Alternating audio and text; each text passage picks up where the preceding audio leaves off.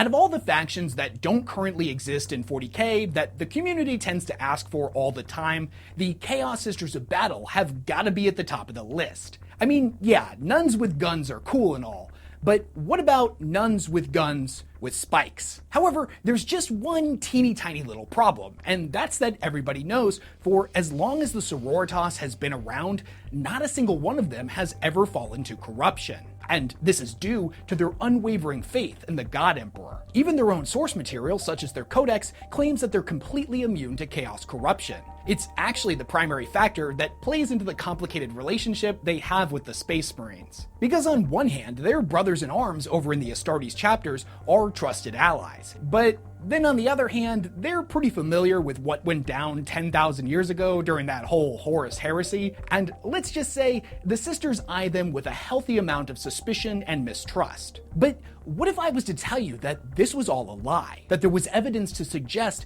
that not only had a sister willingly sided with Chaos in the past, but that it hadn't been a one-off occurrence? What if it had happened hundreds if not thousands of times before, and the ecclesiarchy was trying to cover it up? What if I was to tell you that the idea of Chaos Sisters is not the grand heretical conspiracy the ecclesiarchy would have us believe, and their existence is very much a real thing? But if that's true, then who were these women that spat upon their oaths to the God Emperor and embraced the gods of chaos? What did they gain in return for their betrayal? What legacy did they leave behind? And most importantly, why did they do it? Is it possible we could see a full-fledged Chaos Sisters of Battle army come to the 40k tabletop game? And more importantly, could they become a major player in future events in the lore? Well, in this video, we're going to get into all that and a whole lot more, as there's a lot to cover with Chaos Sisters.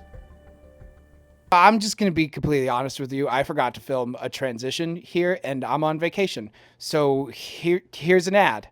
It's time to say goodbye to your bad habits with the sponsor of today's video, Fume, the award-winning device that is all natural. Now, I'm not gonna lie, when they first reached out to me, I was pretty skeptical, but after trying their sparkling grapefruit for the first time, I was totally on board. A Fume isn't a vape. It doesn't use any kind of electronics, it doesn't produce vapor or smoke or anything like that. And instead of harmful or addictive chemicals, it uses these plant-based cores that are infused with natural flavors to create naturally flavored air. And they have a ton of delicious flavors to choose from, like crisp mint, orange vanilla, or white cranberry, just to name a few. The device itself looks awesome. It feels weighted and has a high-quality design. And my favorite part about it is it's designed to be fidgeted with. It utilizes a series of magnet snaps and clicks that help calm anxiety and aid in relaxation. Now, I get it. Stopping bad habits is something that we all put off because it's hard to do. But switching to Fume is easy, enjoyable, and most importantly, fun. They've already served over 150,000 customers with thousands of success stories, and there's no reason you can't be one of them. For a limited time, if you head to tryfume.com and use my code WesHammer, you can get 10% off their Journey Pack today. And the Journey Pack comes with 3 unique flavors and everything you need to finally be free of your bad habits. That's tryfum.com and use code WesHammer or scan the QR code on screen to save 10% off your order today. Big thanks to Fume for sponsoring this video. To the men and women living within the Imperium, the Sisters of Battle exist both as a shining beacon of the God Emperor's radiance and a physical manifestation of the protection he grants those that would follow in his light. Now, although the truth of the Imperium, the larger universe, and human history is often aggressively censored before being distributed to the ignorant masses, if there's one thing these people know to be true, it's that the Sisters are incorruptible. In the 6,000 years that have passed since their order's founding during the Age of Apostasy, not a single one of them has ever broken their vows or betrayed mankind. This is what they are taught, this is what the Sisters themselves believe, and it's what the Imperial records dating back thousands of years all indicate to be true. However, when we begin to dive into the deeper lore and peel back the layers of secrecy that surround this ancient and holy order, we end up discovering the telltale signs of a massive conspiracy. One that suggests their incorruptibility is nothing more than another one of the Imperium's many lies. That Chaos Sisters of Battle are indeed real, and there may just be a whole lot more of them than many people originally thought. But how is this possible? How does a group that through faith is perhaps closer to the Emperor than any other organization in existence capable of harboring heretics? If it's true that this quote-unquote incorruptible faction has seen thousands of its sisters defect to the ruinous powers, how is this information not known to the wider Imperium, including factions like the Inquisition? If these rumors are to be believed, then how does a sister become corrupted? Well, in order to get to the bottom of this, I've spent the last week scouring through the source material for references to corrupted sisters. And when I say corrupted, I mean individuals that willingly chose to spit upon their oath to the God Emperor, abandon their sisterhood, and walk a far darker path all of their own accord. So I'm going to be ignoring instances where a sister was momentarily corrupted via demonic possession, mind control, or some other means, but they all managed to snap out of it, as such things are not exactly uncommon within the grimdark future. I'll freely admit that I was surprised to see just how rare Chaos Sisters actually were, but I did manage to uncover 3 fallen sisters whose stories were absolutely crazy. We're going to be getting into that in the second half of this video, but first I think it's important for us to understand how a sister could become corrupted in the first place by examining what corruption is and how it works, as well as how somebody could actually be immune to it, as many claim the Sisters of Battle actually are. It's important to understand that chaos is not simply a force of destruction, but also a manipulative, metaphysical, psychic sentience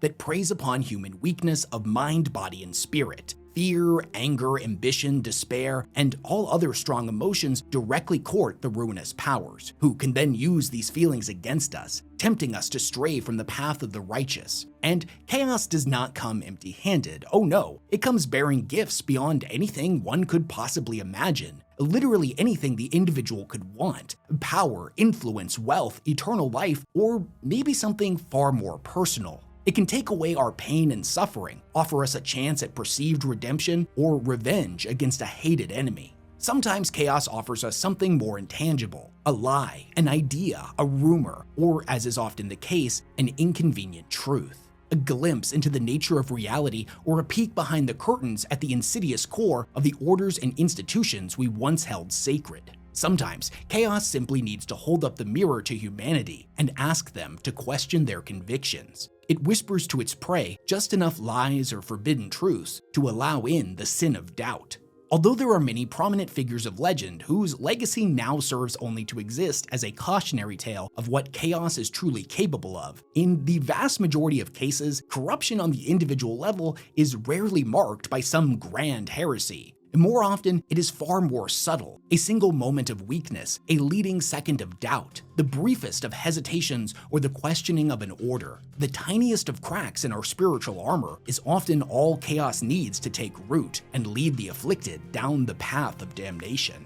Now, that being said, there are many ways to protect oneself from becoming corrupted by chaos. Having a strong sense of discipline, a steely reserve, and unwavering faith in the Emperor being the most prominent methods. But sometimes this can actually end up working against us. Strict adherence to tradition and belief in our order's most ancient of creeds can render us blind to chaotic influence gestating just beneath the surface. There have been many documented accounts wherein the truly faithful end up unknowingly pushing the agenda of chaos by believing their actions to be righteous and in service to the God Emperor. The unwavering zealot lost in holy butchery rarely will take a moment to stop and think if that voice that whispers to her in the back of her mind to spill ever more blood and keep taking the skulls of heretics might not actually be the Emperor speaking to her, but in fact may be something far more ancient and predatory. If you've ever played Warhammer 40K Darktide and you've had a zealot in your party, then you know exactly what I'm talking about.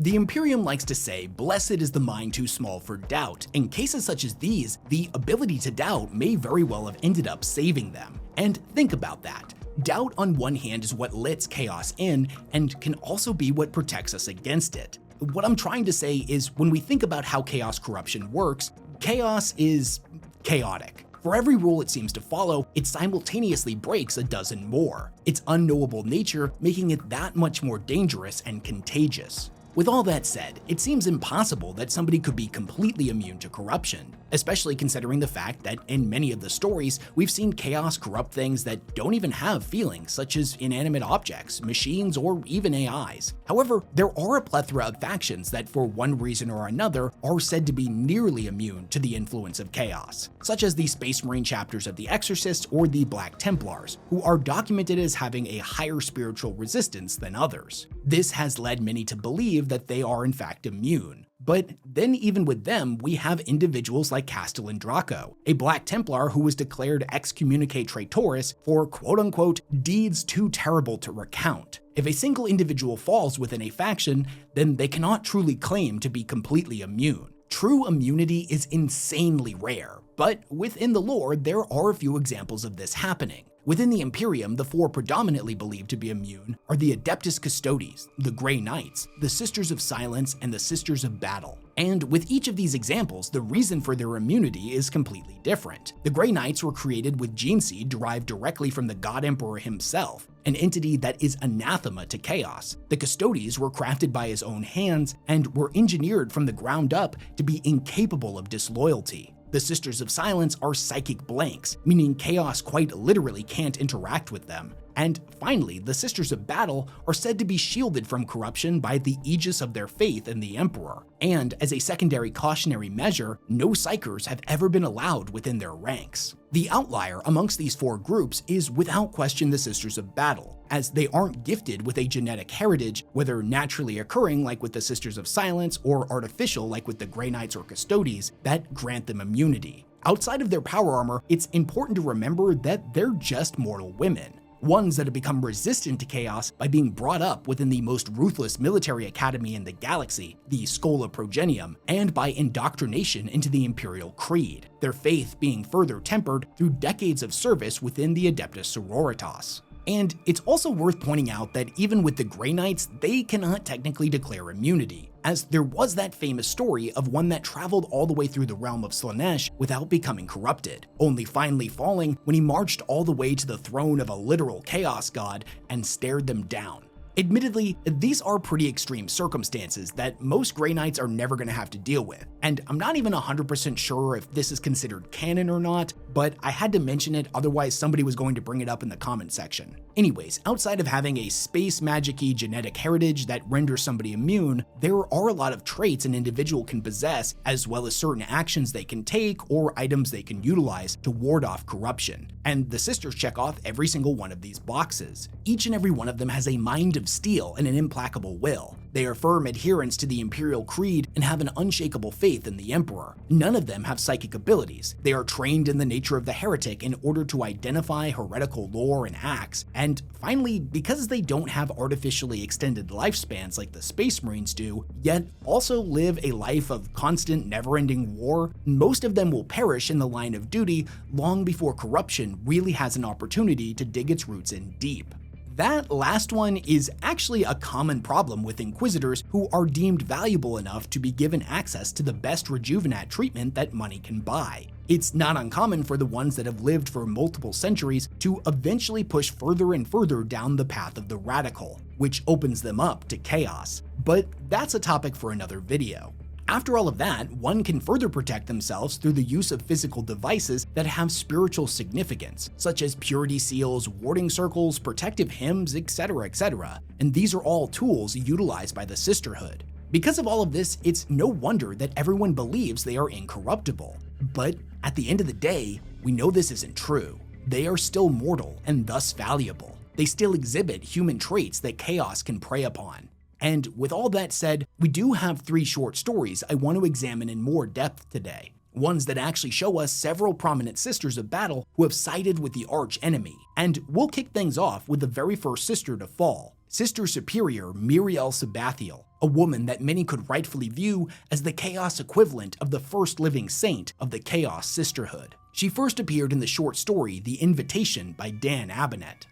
This story takes place on the world of Cauldrus Prime, where the local population has recently been subjected to a grisly series of mass murders. Whoever the culprit was not trying to hide their actions, and further was leaving behind taunting messages claiming to be a fallen Sister of Battle. Ovlov Kurtz, regent of the city of Karagard, was deeply disturbed by this proclamation, but couldn't bring himself to believe such blasphemy. He assumed that this was simply some bloodthirsty heretic that sought to besmirch the good name of the sisterhood. In order to put a stop to this, he did two things. First, he hired a skilled man-catcher to track down the murderer by the name of Tegot, an ex-militarum soldier who had spent time as a stormtrooper. So, needless to say, he was very good at what he did. Second, he sent word via Vox to a representative of the sororitas, informing them of a mass murderer who was attempting to tarnish their name. Now, he was expecting the response to take a couple of weeks, and for them to just send out one of their menials to look into it. Yet, only a few days later,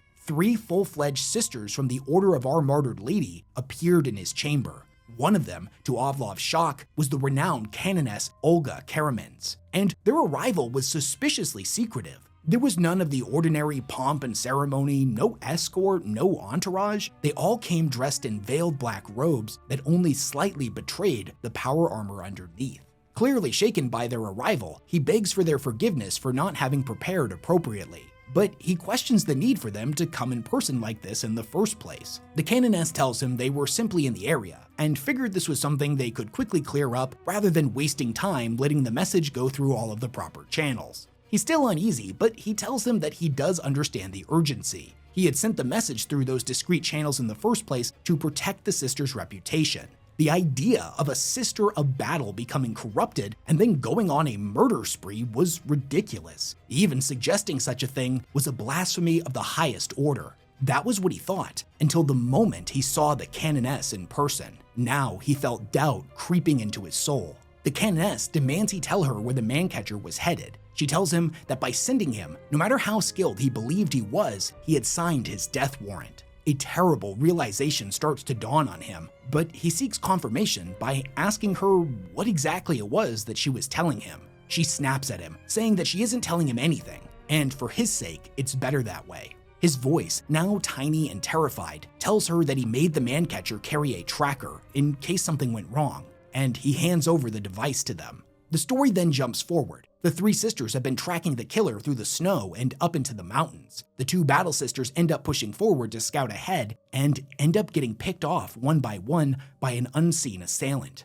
The canoness calls to both of them over the Vox by name, but when all she hears is static, she pauses, and a few moments later, she speaks a third name. "Mirael, can you hear me?" she says. The fallen sister Mirael responds, asking the canoness if she was so easy to find. When the canoness tells her that she was, Mirael says good. That had been her intention. Her dark master Balzervit expected much from her, and she wouldn't be able to accomplish these things with her former allies constantly on her tail. The canoness tells her that she still wishes to save her, that there was a path back to the Emperor, but Mirael denies her. She says that she had become disillusioned with the Emperor and she had willingly given herself to the Lord of Excess Slanesh. It's then that the man-catcher from before, now having been corrupted by the fallen sister, steps out of the darkness from behind the canoness, poised to attack. With her attention momentarily turned, Mirael lunges out of the shadows and buries her blade deep in the canoness's body, all the way to the spine. With the 3 sisters defeated, the story ends with the man-catcher asking her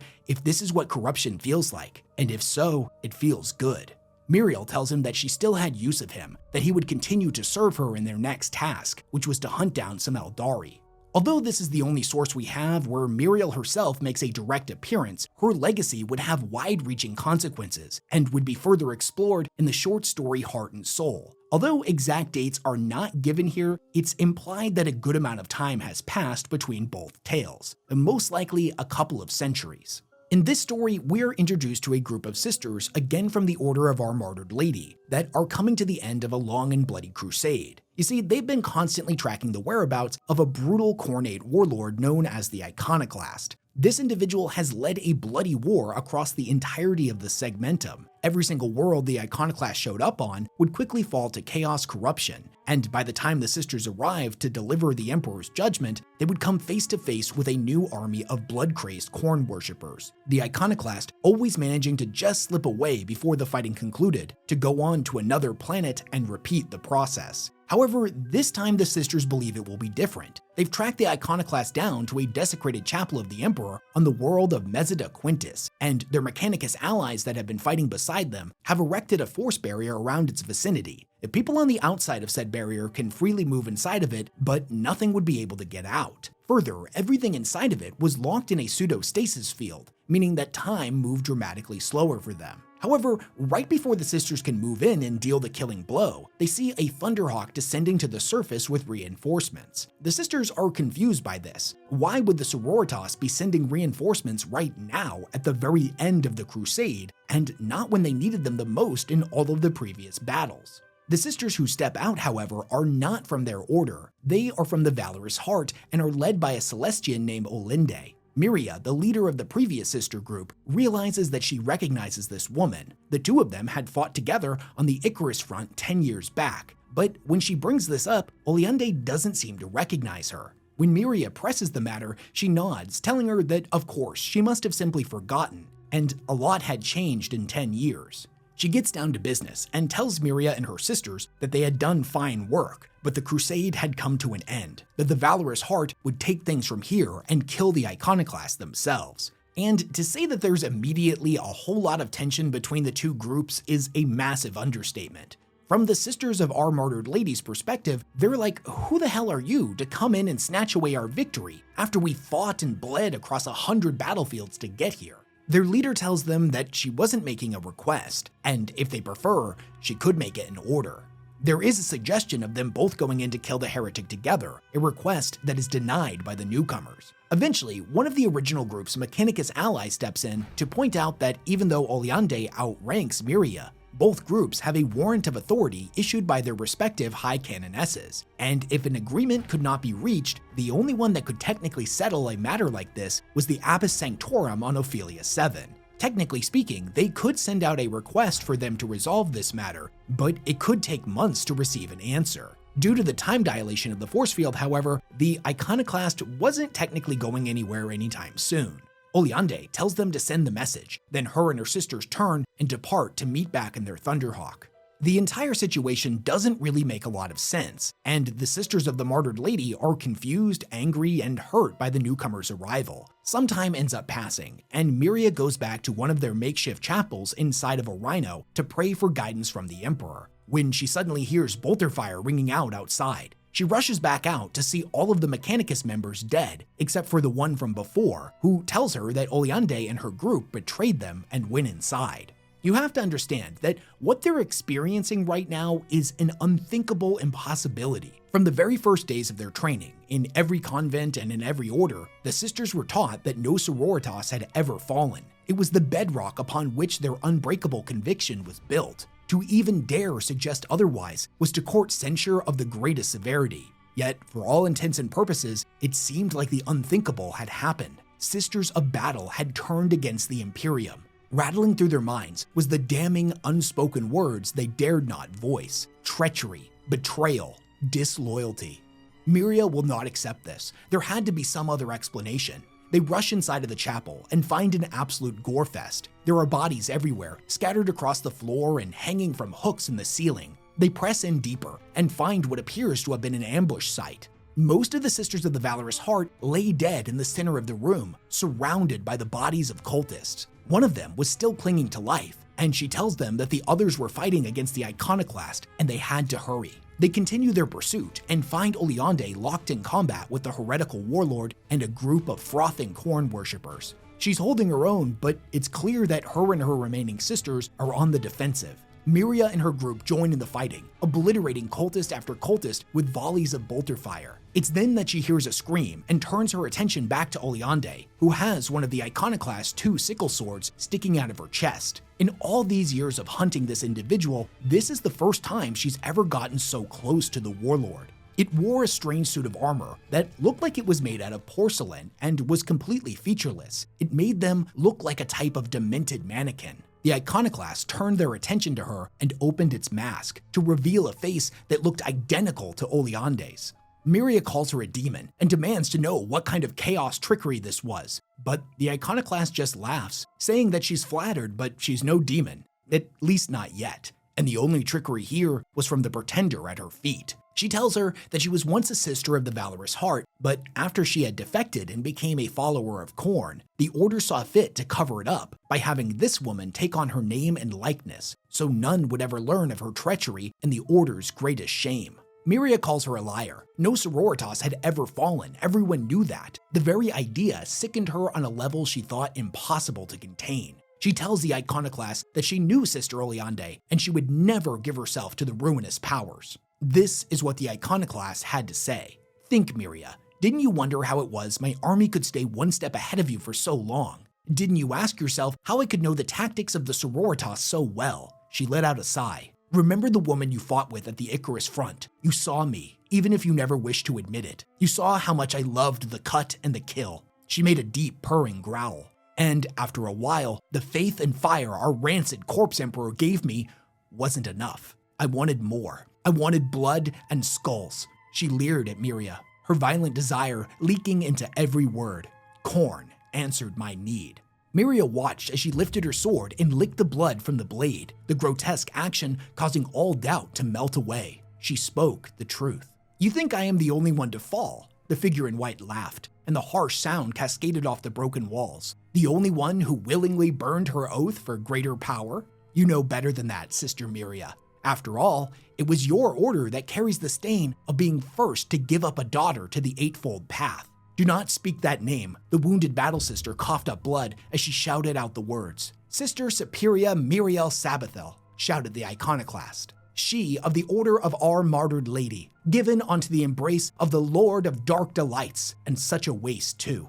She shook her head sadly, mockingly. As callow novices, we were taught that no sister ever falls, but Sabathel is known. She is the cautionary tale. How do you square that circle, Miria? None fall, yet one fell? How does it feel to know you were lied to? She reached for an answer and could not find one. The Iconoclast, Oleande, saw it in her eyes and smiled. Sabathel was only the first. She built her own warband out of pious sisters she enslaved herself from the Order of the Argent Shroud, much to their shame. And then there were the others, quietly killed and cut out of history, or replaced like me. Oleande strode back to her wounded double and glared at her.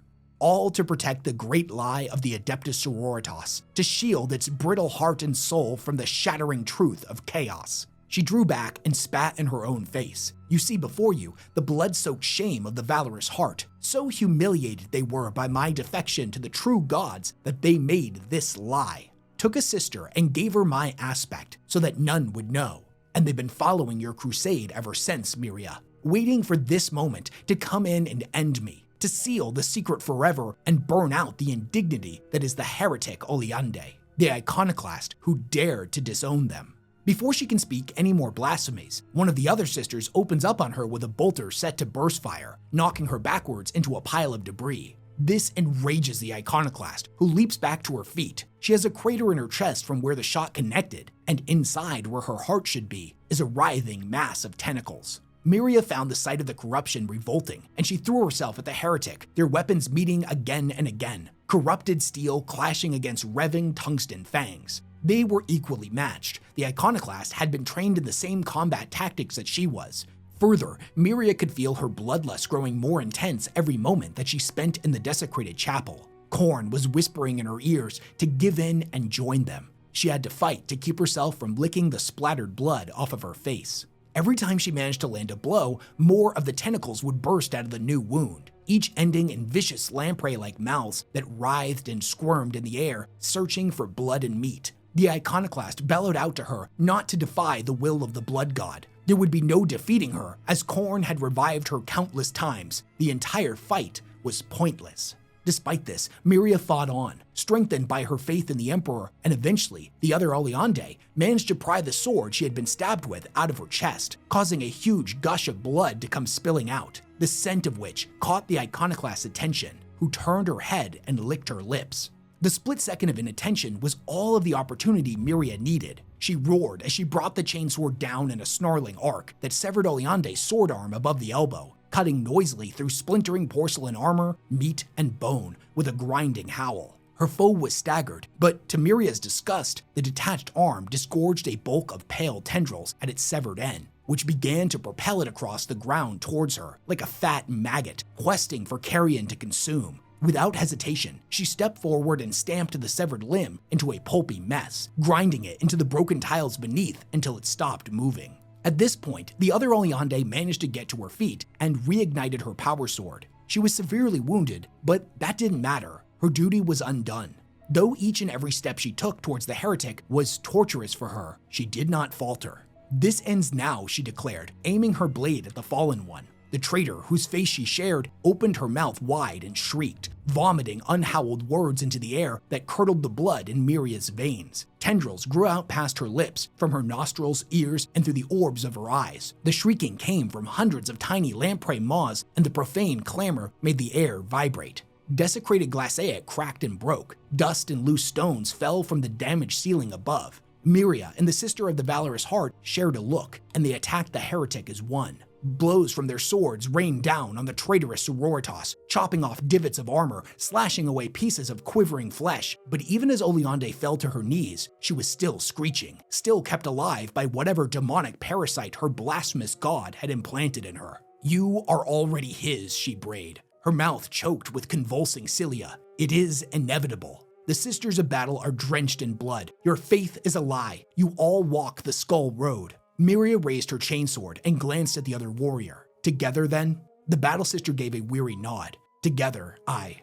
In a single united motion, both of them plunged their blades deep into Oleande's chest cavity and silenced her. The heretic's body collapsed in on itself to become a mess of awful and warped bone. Whatever power from the warp that had kept the woman alive was suddenly gone, and all her deaths returned 1,000-fold. After the battle concludes, but before they can exit the temple, the pretender Oleande pulls from her robes a crack grenade and arms it. The Sisters of our martyred lady realize with dawning horror what this means, that her duty would not be over so long as the others remained alive that knew of the Order's shame. She asks her if this is true, and Oleande confirms it, saying that any who know of their shame must not be allowed to speak of it. She walks up to her and tells her that she's sorry, placing her hands over the other sisters, both holding the crack grenade together. "You have sacrificed so much to this mission," she told her, "your very self, and I have given much too. My service and my blood, my sisters. But if we perish here today, that duty ends, and the enemy still endures."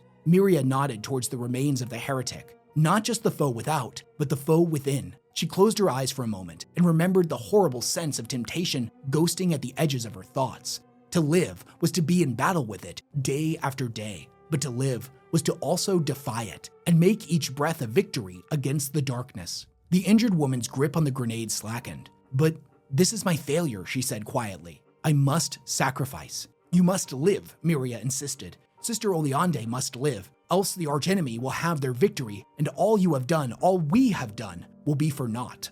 Every sister in attendance vows on the honor of the Order of Serenity that they will carry this secret to their graves unspoken. Oleande eventually accepts, and they all leave together.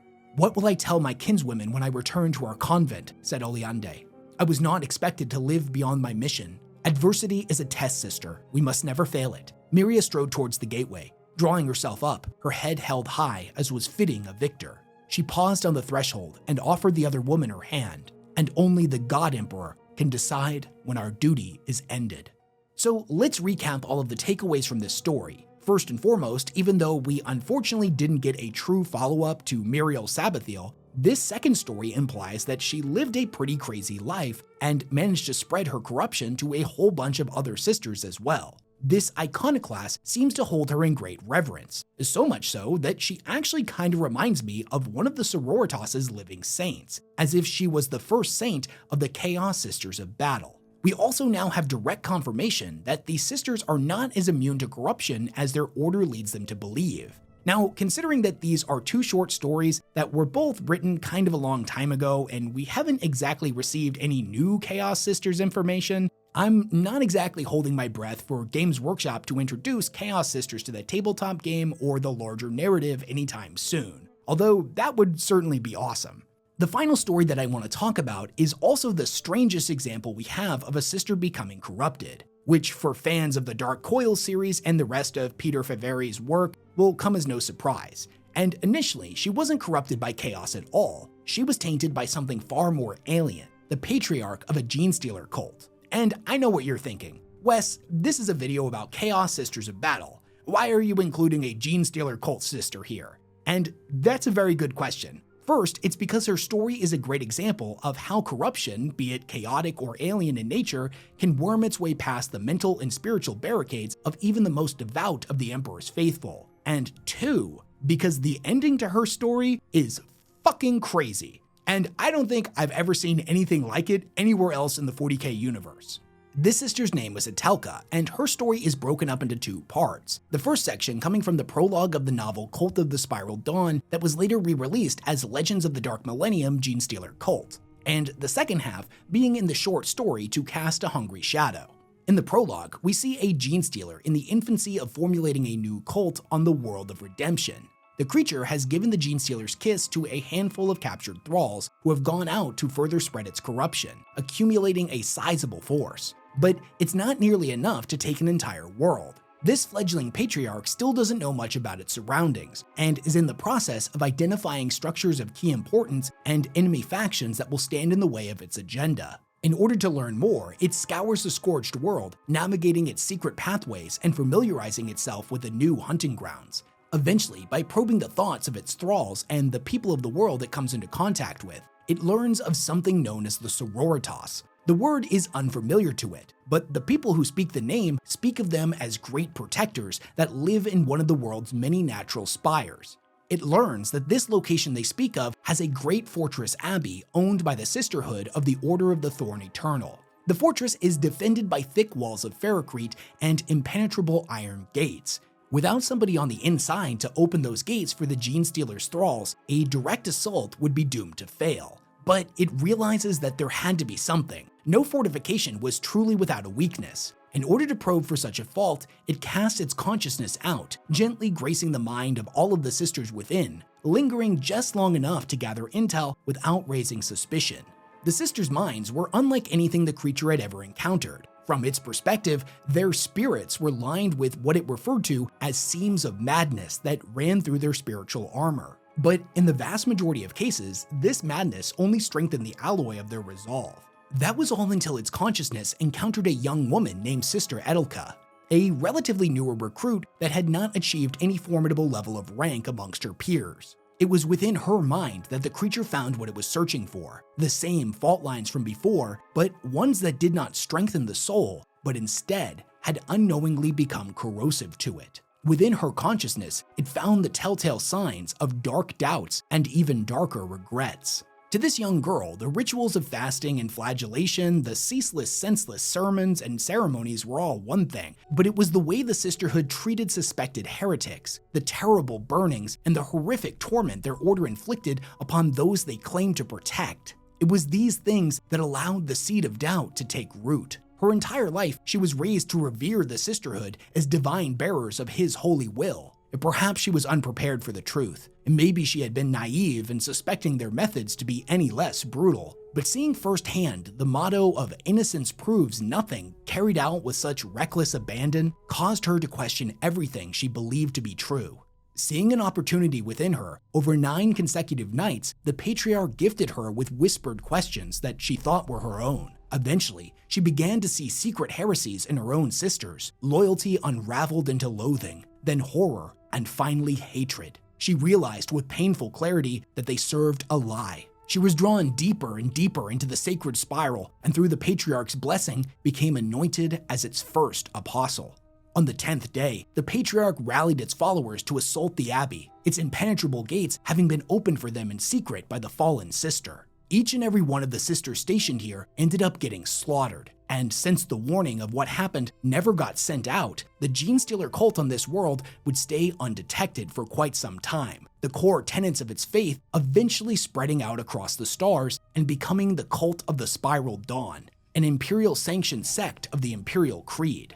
Now, the next time we see Sister Etelka was in the short story To Cast a Hungry Shadow. At this point, she's a lot older and has become a prominent member of the cult. It's implied that shortly after her betrayal, she met with the Patriarch, received the Genestealer's kiss, and then now having the Genestealer's DNA inside of her, would go to take a partner and give birth to a new generation of cultists, her son Isaiah being one of them. It's also important to know that the Cult of the Spiral Dawn is not the only cult that's operating on the world of redemption, as chaos had infected the planet long before the Patriarch's arrival. In the story, a new chaos cult, the Cult of the Scorched Creed, has risen up to challenge them. These guys were a bunch of blood-crazed Mad Max-style bikers who fought in the name of their Scorched god. and they had a deep-seated hatred of the Cult of the Spiral Dawn, as the majority of its members were actually previous Genestealer cultists that managed to break free of the Patriarch's control by being reborn in a fiery chaos ritual that allowed chaos corruption to purge them of taint, both human and Xenos.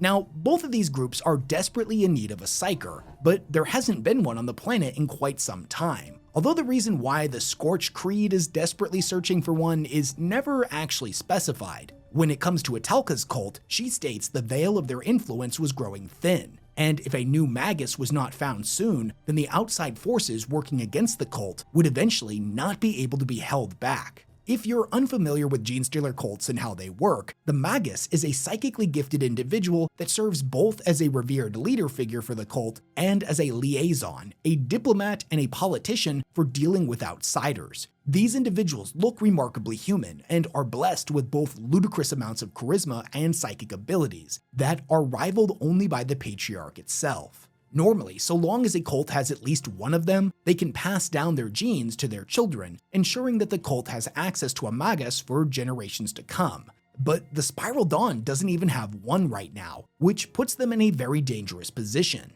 At the beginning of the story, both of these cults suddenly become aware that a Psyker has finally been located at the top of one of the world's many spires, an incredibly powerful individual that currently holds no allegiance to anyone but herself. Although Etelka is revered by the cult, she's painfully aware that she's no Magus. She doesn't have any psychic abilities. She's growing old, and she's not going to be around to lead them much longer. They need to reach the Psyker before the Scorched Creed does, or they might not be able to hold off their attacks for much longer. This is something the Patriarch is also well aware of, so it presses her to lead a convoy out into the wastes in order to capture the Psyker alive. However, things don't go according to plan, and they end up getting attacked by the Scorched Creed. In the resulting road war, she ends up suffering a mortal injury when a piece of shrapnel pierces her chest. Unwilling to leave the saint behind, a few of the cultists carry her the rest of the way up the spire. The entire time this is going on, she's either unconscious or dead. We're not really sure, but we get to see inside of her mind. She's in a place she doesn't recognize, and wherever she looks, all she can see is unending darkness in every direction. This is when the memories of her previous matriarch, Canoness Aveline, interrogates her on why she betrayed her sisterhood. Now, in the early years after she opened the Abbey's gates to the Horde, guilt had been a constant companion, but through the Patriarch's influence, that slowly lessened over time, as she believed she had not betrayed the sisterhood. In fact, she had liberated them. She had given them peace. She had always told herself this, but now, under the judgmental gaze of her former canoness, she once again feels the telltale sensation of doubt deep in her soul. The spirit of the canoness is not impressed by her answer, and thus the barrage of questions and accusations continue. She demands to know why she allowed the corruption into her body and soul, why she turned from the Emperor's light, every venom-laced accusation causing her sanity to fracture more and more. In desperation, Etelka tries to call out to the Patriarch for salvation, but its influence can't reach her here. Again, the canoness demands to know why she betrayed them. She frantically flails about in the darkness, desperately trying to get away from this place, but the canoness's questioning never stops. She tells Etelka that each and every one of them is a crucible for their own becoming, and there was no way of escaping herself. She asks one final time, why did she betray them? Finally, her spirit broken, Etelka confesses. She hadn't turned on them out of hope or hatred. It had been something far simpler. She saw what happened to her fellow sisters as they became further entrenched in the sororitas' dogmatic creeds, how eventually they became thralls to tradition, unable to act of their own free will. Doubt had poisoned her, and in the moment when she betrayed them, she did it simply because she still could. Before her spirit slipped away into oblivion, the planet Shadow rushed in to fill the void in her body, bearing not salvation, but damnation. Now, at this exact moment in time, the Genestealer cult has made its way all the way to the top of the spire, but so too has the cult of the Scorched Creed. Even as they had felt the life force leaving her body, they were unable to abandon their beloved matriarch, and had brought Etelka with them to see this pilgrimage through to the end. Both sides are currently locked in combat, a final bloody battle to claim the Psyker as their prize. However, that battle is suddenly interrupted when they all hear a blood-curdling scream coming from Etelka's body. They turn back and see that she has undergone a horrific transformation, Chaos had warped her physical form into a demon that lunged at the cultist in a whirlwind of barbed claws. She was a winged crimson-scaled monstrosity that rippled and flickered as if she was being burned with a ferocious internal fire. She was lightning fast, moving in jagged bursts that defied the eye, as if she was slipping and skipping between moments as she carved a bloody path through her former allies. In the end, everyone on both sides had been killed, with the exception of her son Isaiah, who now must stand against the abomination his mother has become. And it's made immediately apparent that he's no match for the demon. In the final moment before she can strike him down, however, the psyker they have all been seeking emerges from her cave. Using her immense psychic ability, she hit the creature with a gale of energy so powerful that it flung it from the spire all the way to Redemption's molten seas. The story ends with Isaiah reaching out to the psyker, thanking her for what she has done, and it is implied that she agreed to go with him, becoming the mother of a new line of maguses for the cult. But what ended up happening to Etelka? We don't actually see her die here, she just gets blown off the side of a mountain and sent hurtling out into the wastes. But that creature had wings, and even if it didn't survive its fall, if she really had been turned into a full-blown demon, it would be no trouble for the Blood God to revive her and send her back into the physical universe. This was a woman who at different points in her life had been corrupted by the Tyranids, the forces of chaos, and, if you'll excuse the heresy, the God Emperor. For the life of me, I don't think there's ever been an individual quite like that in any other 40K story. Someone who could serve as a vessel for 3 separate diametrically opposed deities. And yes, I consider the Hive Mind to be a deity. What ended up happening to her is still currently unknown, but I'm of the opinion that she's still out there, and hopefully she ends up showing up in another story in the future. And unfortunately, that's where our journey into the Chaos Sisters of Battle has to take a pause for now, as these 3 stories we went over is literally all of the source material that ever mentioned one. We haven't really got any kind of insight into the Chaos Sisterhood in quite some time, and right now I don't really know what Games Workshop's plan is for them. Anyways, I just kind of want to take a minute to go over my closing thoughts on all of this, as if I'm being honest with you, I'm pretty conflicted about the whole thing. Now, it's no secret that I'm a huge Chaos fan. In the tabletop game, I've got like 10,000 points of Death Guard, a whole Chaos Knights army, a Thousand Suns army, and a full Demon army. And if the rumors are to be believed about the Emperor's children getting their own codex, I'm probably gonna go pretty hard in on them as well. But in addition to that, I'm also a huge fan of the Sisters of Battle. And me and my partner have about 3,000 points of them that we've built up, but we haven't painted yet. That one's still a work in progress. But as a fan of both Chaos and Sisters, Chaos Sisters of Battle is like a no-brainer for me. It's definitely wishlist material. And when I set out to make this video and started doing all of the research, that's definitely how I felt. But the more I looked into this, the more I refamiliarized myself with the Sisters lore, I gotta be honest, the idea of Chaos Sisters leave me feeling some kind of way. The Sisters being completely immune to corruption without the need for genetic modifications or magic space science was always a really cool concept to me. Like, these are just mortal women who are so strong in their convictions, their belief, and their faith that they stand as a radiant beacon against the darkness through sheer willpower alone. So much so that there's always this extreme tension between them and the Space Marines, because on one hand, they look at their brothers in the Astartes as legendary heroes to be respected, but they also know what they're capable of. Although their order did not exist at the time of the Horus Heresy, they're intimately familiar with its events, and they've seen firsthand what the Emperor's wayward sons are capable of when loosed from their bonds of service. That tension has always added this really interesting storytelling dynamic to the setting. It made the Space Marines and the Sisters' relationship so much more complex and interesting. But if they're just as susceptible to falling as the Space Marines are, I don't know. Like I said before, I'm conflicted. On one hand, I'm a big Chaos fan, but I'm also a big Sisters fan. Merging them together should be exactly what I want, but I can't help but feel like something's been lost. But maybe with time that will change. I'm never married to any of my opinions, and they often change as I get subjected to new information, new ideas, and new stories. So maybe the idea of Chaos Sisters will grow on me, and one day I'll get to add some dope-ass Plague Sisters to my Nurgle army. But what do you think of all this? Do you like the idea of corrupted sisters, or would you rather them have stayed incorruptible? Do you think we'll ever actually get a Chaos Sisters of Battle army in the tabletop game? Do you think that sometime in the future they might become a prominent threat in the lore? Now, let me know all of your thoughts, comments, questions, and corrections down in the comment section below. Some people don't believe me when I say I read every single one of them, but I promise you that I do. I absolutely love chit-chatting with you guys in the comment section and nerding out about 40K. And I'm especially interested to hear what you all have to say on this one, as Sisters of Battle that have fallen to chaos is kind of a weird topic. Also, definitely let me know if you have any other ideas for lore videos that you'd love to hear me talk about. Anyways, big thanks to everyone who supports all the work that I do, and I'll catch you all in the next one.